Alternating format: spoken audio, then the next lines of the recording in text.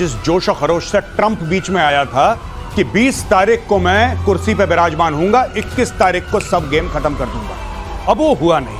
Trump को आए हुए लगभग 6 महीने होने वाले हैं और कोई युद्ध विराम नहीं हुआ है। मुझे लगता है कि ट्रंप की नजर हट चुकी है अब यूक्रेन से, और इसके बीच में होड़ इस चीज की है कि साहब जो यूक्रेन के नेचुरल रिसोर्सेज हैं, जो उसके खनिज पदार्थ हैं, जो जमीन के नीचे है, उसका मालिक कौन होगा?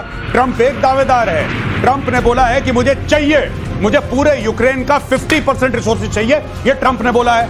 लेकिन पुतिन ने कहता है भाई मैं पहले ही घेर लूंगा।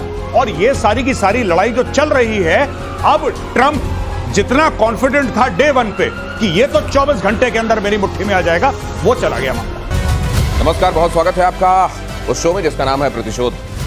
आपको मैंने कल बताया था कि किस तरीके से वो जगहें जहां भारत ने हाल में ऑपरेशन सिंदूर के दौरान स्ट्राइक की थी और जहां आतंकवादियों के अड्डे थे जिनको नेस्तनाबूद किया गया था, उन जगहों पर आतंकवादियों का जुटान एक बार फिर से होने लगा है। अब एक और खबर आ गई कि हाफिज सईद, जिसको असल में जेल के भीतर होना चाहिए, वो बाहर खुला घूम रहा है, रैलियां कर रहा है, उसके साथ उसका बेटा भी है और साथ में आतंकवादी कसूरी भी दिखाई दे रहा है। हालांकि हाफिज सईद पहले से बहुत बीमार दिखाई दे रहा है। बहुत सारी खबरें आज कर रही हैं प्रतिशोध में आपका इंतजार, लेकिन शुरुआत करूंगा जरा दूसरे फ्लैश पॉइंट की तरफ आपको ले चलता हूं और ये खबर दिखाता हूं। जरा देखिए, रूस पर यूक्रेन का फिर से जोरदार अटैक। 1 जून को जो अटैक हुआ था आपको याद होगा, आज ठीक 1 महीने बाद 1 तारीख आज फिर से है और आज फिर एक बड़ा हमला हुआ है। डोनेस्क और लुहांस्क में ड्रोन और मिसाइल से अटैक, ईंधन डिपो और सैन्य मुख्यालय में आग लगी। ये देखिए जरा, ये तस्वीरें देखिए किस तरीके से सुलग रहा है लगातार धरती का यह हिस्सा। पिछले 3 साल से यहाँ की आग बुझ नहीं रही। 8वीं गार्ड्स कंबाइंड आर्म्स आर्मी के मुख्यालय पर हमला किया गया है। रशिया का यह हमला, डोनेस्क और लुहांस्क के इलाके में यह हमला, हालांकि इनमें से ज्यादातर जगहों पर पहले ही रशिया का कब्जा, लेकिन रशिया को पीछे खदेड़ने और वापस उस जगह पर अपनी पहले स्टेटस को बाउंड्री के लिहाज से स्थापित करने के प्रयास में है। इधर यूक्रेन और रशिया ये होने नहीं देना चाहता। तो अब यहाँ हालात बन किस तरीके के रहे हैं और ये क्या यहाँ ये आग अब सतत सुलगती रहेगी? क्या ये उस तरह का ज्वालामुखी बन गया है जिसको जो अब बुझने को तैयार दिखाई नहीं दे रहा है? धरती के इस हिस्से के संदर्भ में जानना इसलिए आवश्यक है क्योंकि कभी भी धरती के किसी भी हिस्से में लगी हुई एक चिंगारी पूरी दुनिया को अपनी जद में ले सकती है।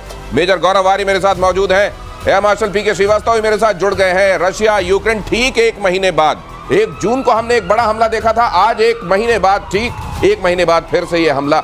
ये क्या ये किसी स्ट्रैटेजी का पार्ट आपको दिखाई देता है मेजर गौरव? गणेश भाई, मैं आपको एक बात बताना चाहता हूं कि मुझे ऐसा लग रहा है जिस जोश और खरोश से ट्रंप बीच में आया था कि 20 तारीख को मैं कुर्सी पे विराजमान हूंगा, 21 तारीख को सब गेम खत्म कर दूंगा। अब वो हुआ नहीं। ट्रंप को आए हुए लगभग 6 महीने होने वाले हैं और कोई युद्ध विराम नहीं हुआ है। मुझे लगता है कि ट्रंप की नजर हट चुकी है अब यूक्रेन से, और इसके बीच में होड़ इस चीज की है कि साहब जो यूक्रेन के नेचुरल रिसोर्सेज हैं, जो उसके खनिज पदार्थ हैं, जो जमीन के नीचे है, उसका मालिक कौन होगा? ट्रंप एक दावेदार है। ट्रंप ने बोला है कि मुझे पूरे यूक्रेन का 50% रिसोर्सेज चाहिए, ये ट्रंप ने बोला है। लेकिन पुतिन ने कहता है भाई मैं पहले ही घेर लूंगा। और ये सारी की सारी लड़ाई जो चल रही है, अब ट्रंप जितना कॉन्फिडेंट था डे 1 पे कि ये तो 24 घंटे के अंदर मेरी मुट्ठी में आ जाएगा, वो चला गया मामला। तो एक तरफ उधर तेल के बारे में आप यही सुनते हैं कि असल में जब भी वहां उथल पुथल होती है अमेरिका उधर तेल पर निगाह लगाए रहता है, इसलिए ऐसा होता है। और यहाँ रेयर अर्थ मेटल के बारे में यही सुनने को मिलता है। क्या वाकई ऐसा है? रूस में मिसाइल प्लांट में भी जबरदस्त विस्फोट। सतह पर क्या चल रहा है जरा एक बार फिर से देखिए। कुपोल के पास इंजवेक प्लांट जो है वहां ड्रोन अटैक की आशंका। कोर मिसाइल प्रणाली का होता है उत्पादन। इजेप्स हवाई अड्डे पर भी आवागमन बंद। तो चलिए रशिया की तरफ भी काउंटर अटैक हम देख रहे हैं। सर ये जो चल रहा है ये कब तक आप और चलते हुए देखते हैं? अनंत काल तक? दिनेश, मुझे तो अब ये हवन कुंड टाइप लग गया है। हाँ। जिसकी मर्जी आते, यूरोप से उन्होंने कुछ सामान दे दिया, उन्होंने वहां फोड़ दिया। इधर से रशिया ने कुछ सामान लिया, फोड़ दिया। ये हवन कुंड टाइप बन गया है और इसको बनाने की जिम्मेदारी जितनी की पुतिन की है उससे उतनी भी यूरोपियन कंट्रीज की भी है और अमेरिका की भी है। क्योंकि जब तक बैलेंस ऑफ पावर ऐसा रहेगा जो दूसरा आदमी सोचता रहे कि मैं जीत सकता हूं, मैं बचा सकता हूं, तब तक लड़ाई चलती रहती है। जब इम्बैलेंस में कुछ गैप आएगा जब किसी को लगेगा नहीं मैं हार सकता हूं, और ये सोचना कि रशिया को हरा देंगे, अगर ये यूरोपियन रणनीति है रशिया में तो मिड हो में नहीं जा पाएगा। जाके अटैक, इज़ेव्स पर अटैक, मतलब रशिया के मिड में जाकर अटैक। अटैक तो होंगे, अटैक तो होंगे जब इतना सहारा मिलेगा। आप एक तरफ देखिए जितनी कंट्रीज इन्वॉल्व हैं, अगर इनकी जीडीपी लीजिए तो हाफ ऑफ द वर्ल्ड की जीडीपी है उनकी, वो क्या जिसको हम बोलते हैं ना टोटल जीडीपी, आप मानते हैं $100 ट्रिलियन, तो इन सबकी मिला करके करीब $50 ट्रिलियन है। लेकिन और सर वो वहां पर अकेले लड़ रहा है रशिया। अभी वहां एक सर्वे हुआ है, यूक्रेन में एक सर्वे हुआ है जिसमें 56% लोग ये कह रहे हैं कि भाई साहब ये युद्ध खत्म करो, जहां तक बॉर्डर जहां पर रशिया है ना वहीं पर रोक दो, लेकिन अब युद्ध खत्म करो। लेकिन 21% लोग कहते हैं कि पहले वाला बॉर्डर हमको चाहिए, तब तक लड़ते रहो। देखिए साहब, साफ सीधी बात है जो आपने बात करी है इस सर्वे की, और जहां तक पूरे यूरोप की बात है, यूरोप को एक पपलू मिल गया और वो पपलू यूरोप की तरफ से लड़ रहा है रूस से। यूरोप का यह फायदा है कि जब तक यूक्रेन लड़ रहा है रूस से, रूस को वहां पे रोका जा रहा है यूक्रेन के बॉर्डर पे, और पिछले 3 साल से तो यूक्रेन रोक ही रहा है। दूसरी चीज, अगर यूक्रेन गिरता है तो फिर गाज इनके ऊपर गिरेगी, जो कि यूक्रेन के पीछे। और यूक्रेन कहां है दोस्तों? यूक्रेन है ईस्टर्न यूरोप में, Ukraine is part of eastern Europe. तो अगर यूक्रेन गिरता है तो फिर रूस घुस जाएगा यूरोप के अंदर, ये चीज है। तो इसको फंड करते रहो। जहां तक बात यह है 22% 25% लोगों की जो ये कह रहे हैं कि नहीं साहब लड़ो लड़ो लड़ो, वही ज़ेलेंस्की की कॉन्स्टिट्यूएंसी। मेजर गौरव, उसी सर्वे में एक और बात सामने आई है जी। कि बहुत सारे लोग कह रहे हैं कि अगर लड़ना भी है ना तो वैलेरी जालुजनी है, उनको ला दो सामने, इनको हटाओ। ये कह रहे हैं कि इसको हटाओ, अब ये नहीं चाहिए, वैलेरी जालुजनी को ला दो, वो पहले सेना संभाले हुए, वो कर लेंगे काम। देखिए साहब, साफ सीधी बात है, सेमर हर्ष एक बहुत बड़ा नाम है जियोपॉलिटिक्स का, बहुत बड़ा नाम है। सेमर हर्ष का आर्टिकल मैं रिक्वेस्ट करूंगा ऑडियंस से जाके देखिए, जिसमें सेमर हर्ष ने CIA की रिपोर्ट को कोट करा है और यह बोला है कि ज़ेलेंस्की पैसे खा गया, और ज़ेलेंस्की ने जितना इसको एड दिया था अमेरिका ने, पता नहीं आधा खाता है आधा पीछे डालता है, और ये और इसका मंत्रिमंडल सबसे करप्ट मंत्रिमंडल है। ये सेमर हर्ष की रिपोर्ट है। ये कुछ भी नहीं वहां बचा है, वहां डेमोक्रेसी की बात करते हैं, सारे पेपर्स बंद हैं, सारी पार्टीज बंद कर दी गई हैं, सब बैन है, सिर्फ ज़ेलेंस्की ज़ेलेंस्की ज़ेलेंस्की। तो ज़ेलेंस्की न सिर्फ वहां करप्शन की प्रतिमूर्ति बनते जा रहे हैं, बल्कि अपने घर में वहां पे लोग कहने लगे अब इनको हटाओ। ईरान के फोर्डो एटमी प्लांट पर हलचल, अगली खबर देखिए। ईरान में फोर्डो पर अमेरिका ने बॉम्ब गिराया था, आपको याद होगा, मिडनाइट हैमर। 22 जून को अमेरिका ने प्लांट पर किया था हमला। सैटेलाइट इमेज में मूवमेंट का खुलासा हुआ है, पहाड़ी के नीचे बुलडोजर ट्रक वगैरह दिखे हैं, प्लांट के गेट पर निर्माण से जुड़ी मशीनें। जरा बिग वॉल पर दिखाइए इसको, और सर ये पिक्चर्स अगर आप लोग एक्सप्लेन कर पाएं, ये सैटेलाइट इमेज जरा इसको पूरे में दिखाइए। ये मेरे को यहाँ ब्रेकिंग नहीं, यहाँ पर आप पिक्चर डालिए, ये देखिए, ये फोर्डो खैर पहचान में नहीं आ रहा है, ये फोर्डो जैसा लग रहा है लेकिन है फोर्डो। अब ये फोर्डो जो है इसमें सब तो फूटा पड़ा है, यहाँ ट्रक बुलडोजर पहुंचने का मतलब क्या है सर? यहां मुझे लगता है कि ये कोशिश ये कर रहे हैं क्या हम अंदर जा सकते हैं, लेकिन मुझे नहीं लगता ये अंदर जा सकते हैं। क्या हमारी इस वक्त वहां जो सिचुएशन होगी, ये समझ लीजिए न्यूक्लियर की फैक्ट्री है, तो फैक्ट्री में कुछ साबुत बचा है क्या? साबुत बचा नहीं होगा, जो हुआ है सब कुछ गिर गया है। ये यहाँ क्यों गया है, क्या ढूंढने के लिए गया है, इसको हमें ढूंढना पड़ेगा। ये तो ऐसा लग रहा है जैसे फॉसिल, किसी चट्टान में फॉसिल नहीं दिखाई देते, बिल्कुल फॉसिल की तरह दिखाई। ये फोर्डो तो लगी नहीं रहा है, ये फॉसिल जैसा लग रहा है। और इस फोर्डो जाने के लिए जो रूट है वो भी ऐसे चक्राकार है और नीचे जाता है, क्योंकि गड्ढे में है ये। मुझे वो याद आ रहा है कि जहां जला है जिस्म, दिल भी जल गया होगा, दिल भी जल गया होगा। देते हो अब राख जुस्तजू क्या है, अब यहाँ जुस्तजू चल क्या रही है, हो क्या रहा होगा सर मेजर गौरव? पता नहीं, मुझे ऐसा लगता है कि कुछ, वैसे ट्रम्प बता सकते हैं, ट्रम्प बताते हैं ना कि वहां ट्रक क्यों गए थे, मजदूर लेके गए थे, क्या गए थे, उनके पास ज्यादा खबर रहती है। हो सकता है वो 3 दिन बाद बताएं कि हाँ गए क्यों थे बुलडोजर। पर मुझे ऐसा लगता है कि जितना ट्रंप बोल रहा है कि सब खत्म हो गया है, देखिए अमेरिकन इंटेलिजेंस कम्युनिटी में इसके बीच में दरार है कि कितना डैमेज हुआ है, और कितना डैमेज हुआ है किसी को पता ही नहीं। पता नहीं ट्रंप क्यों दे रहा चंडू खाने की, कितना हो गया इतना हो गया, किसी को नहीं पता। भाई किसने जाके देख लिया वहां पे? सही बात। अगर ये बम गिरा होगा तो क्या बचा होगा, ये होगा के चक्कर में पूरा एनालिसिस हो रहा है।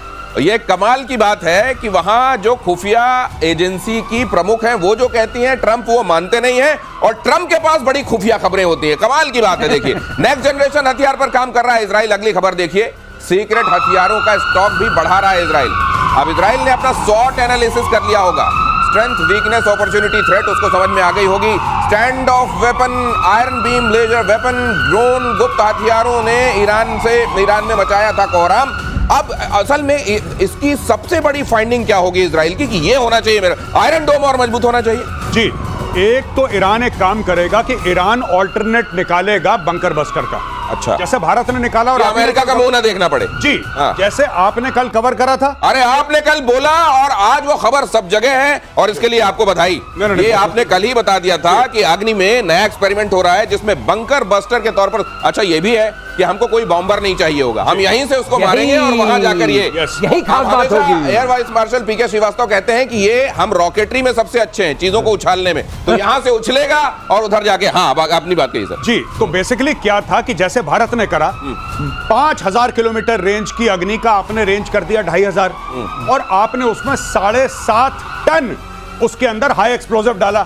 यह भारत से उड़ेगा, जमीन के नीचे पाकिस्तान में जाएगा और वहां पे कर देगा हर हर महादेव। ये खबर क्या हम यहाँ डाल सकते हैं? ये खबर पूरे तौर पर एक बार दिखा दीजिए प्लीज। इस खबर को यहाँ पहले डालिए और उसके बाद हम आगे चलेंगे। एयर मार्शल श्रीवास्तव कुछ कहना चाहते हैं, पहले ये खबर मैं दिखा दूं जरा अग्नि से रिलेटेड। ये डालिए खबर पहले प्लीज। अग्नि को रीइन्वेंट एक तरीके से किया जा रहा है। ये मिड रेंज टू समझ लीजिए इंटरकॉन्टिनेंटल बैलिस्टिक मिसाइल जैसा है, अमेरिका जैसा बंकर बस्टर समझ लीजिए।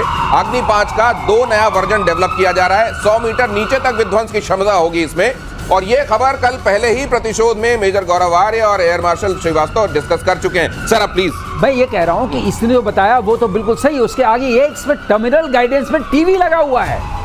ये क्या मतलब है? टीवी का मतलब यह है कि जब वो पहुंचेगा अंत में, टीवी मतलब हमारा वाला टीवी? हाँ टीवी खुल जाएगा। वो जो पिक्चर आएगी, मान लीजिए अगली बार आप मरकज पर अटैक करना चाहते हैं, मतलब कैमरा लगा हुआ है। कैमरा लगा हुआ है। अब जब कैमरा देखेगा कि ये मरकज है कि नहीं, एडजस्ट करेगा। ये मरकज वाला गुंबज है, देख। अच्छा ये एआई वाला जैसा कुछ होगा। एआई वाला पिक्चर पड़ी हुई है, आपने कहा इसी पर मारना है। लास्ट में वो खुल जाएगा कैमरा और देखेगा, मैच करेगा, जो है उसी पर मारेगा। ये अपने दर्शकों को समझा देता हूँ। जैसे आपने स्निफर डॉग देखा होगा ना, स्निफर डॉग को कुछ सुंघाया जाता है और वो महक कहां से आ रही है वहां दौड़ जाता है उस पर। तो उसी तरीके से इसको तस्वीर दिखा दी जाएगी, जाओ अब इसको नष्ट कर दो और वो हो जाएगा। मेजर गौरव आर्य, इसके लिए हमको बॉम्बर भी नहीं चाहिए। सबसे अच्छी बात तो ये कुछ नहीं चाहिए। और सबसे बड़ी बात मैं आपको दावे के साथ कह रहा हूं कि इजराइल यही काम कर रहा है। आज मैं आपको प्रेडिक्शन करके दे रहा हूं, इजराइल यही काम कर रहा है। क्योंकि इजराइल की सबसे बड़ी सीख, आपने पूछा क्या थी लड़ाई से, सबसे बड़ी यह सीख थी कि अमेरिका एक मूडी सुपर पावर है। अमेरिका का मन चाहा मिडनाइट हैमर करा, अगले दिन मूड करा सीज फायर। इजराइल का तो काम ही पूरा नहीं हुआ। इजराइल का काम पूरा नहीं हुआ। अब इजराइल यही काम करेगा जो भारत कर रहा है। इजराइल अपनी बैलिस्टिक मिसाइल्स को रिपर्पस करेगा कि वो नीचे जाएं जमीन के और 300 फुट जाके ईरान का काम तमाम करें, उनके न्यूक्लियर प्लेटफॉर्म्स का। अब दिनेश ऐसा, पाताल लोक में भी जगह नहीं बची। पहले पाताल लोक था ना, घुस जाते थे, नीचे नहीं मार पाओगे। अब वो खत्म मामला। 100 मीटर्स का मतलब 300 foot. 300 foot. My God, 7,500 kilogram बता रहे हैं ना, ये 3 गुना ज्यादा है जीबीयू। आज आप लोग बता रहे हैं, मुझको गाने की लाइनें याद आ रही हैं। अभी वो शायरी याद आई थी, अब देखिए आ रहा है, अजी हमसे बचकर कहाँ जाइएगा, हमें पाइएगा। धरती के नीचे भी वायुसेना एयर लोरा मिसाइल, जिसको हम कहते हैं लॉन्ग रेंज आर्टिलरी मिसाइल, खरीद सकती है। Long range artillery missile Israel से खरीदी जाएगी। मिसाइल की डील संभव है। डीप स्ट्राइक करने के मिशन के लिए ये बहुत जरूरी होती है। अब ये क्या होता है, एयर मार्शल श्रीवास्तव आपको और अच्छे से समझाएंगे। ये देखिए आर्टिलरी क्या बोल रहे हैं, है मिसाइल। हमें खुद ही समझ में आ रहा है आर्टिलरी क्यों बोल रहे हैं। ये क्यों किया गया? उसका एक कारण है। अगर आप MTCR वाले नहीं हैं, MTCR मतलब मिसाइल टेक्नोलॉजी कंट्रोल रेजिम में आपने साइन नहीं किया है। अच्छा, तो आप बनाइए मिसाइल का ये आर्टिलरी। अब मैं बेच सकता हूँ सामान कुछ, लेबल कुछ। तो ये इसके अंदर मारक क्षमता बहुत ज्यादा है। समझ लीजिए जैसे आप वो देखते हैं ना सोडा का विज्ञापन, सोडा वाला विज्ञापन एक्चुअली किसका विज्ञापन होता है आपको मालूम होता है। इसी तरीके से यहाँ नाम बदल गया है कि भाई हम तो बना ही नहीं रहे मिसाइल, हम तो आर्टिलरी बना रहे हैं। बहुत अच्छी बात है। 450 किलो है इसके अंदर। अच्छा, वो जो मारक वाली चीज है, कहते हैं 400-500 किलोमीटर तक जाके मार देती। Air to air. अच्छा, एयर टू ग्राउंड जाएगी। अच्छा, ग्राउंड जाएगी क्योंकि बहुत, मैंने आपको बताया था ना, इंटरसेप्टर मिसाइल जो जाती है इंटरसेप्ट करने के लिए, उसमें जरा एक्सप्लोजिव कम होता है। अच्छा, 10 किलो 20 किलो। और जो नीचे मारती है उसमें 400 किलो 500 किलो। अच्छा, 1000 किलो।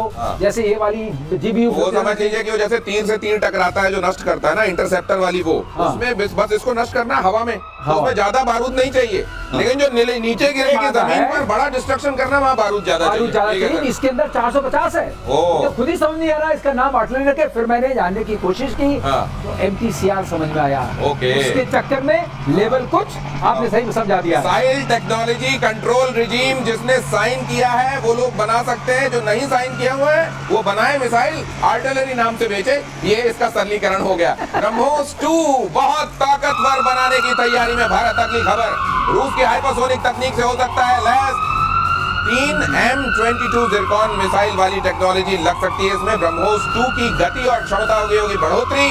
भारत रूस मिलकर बना रहे हैं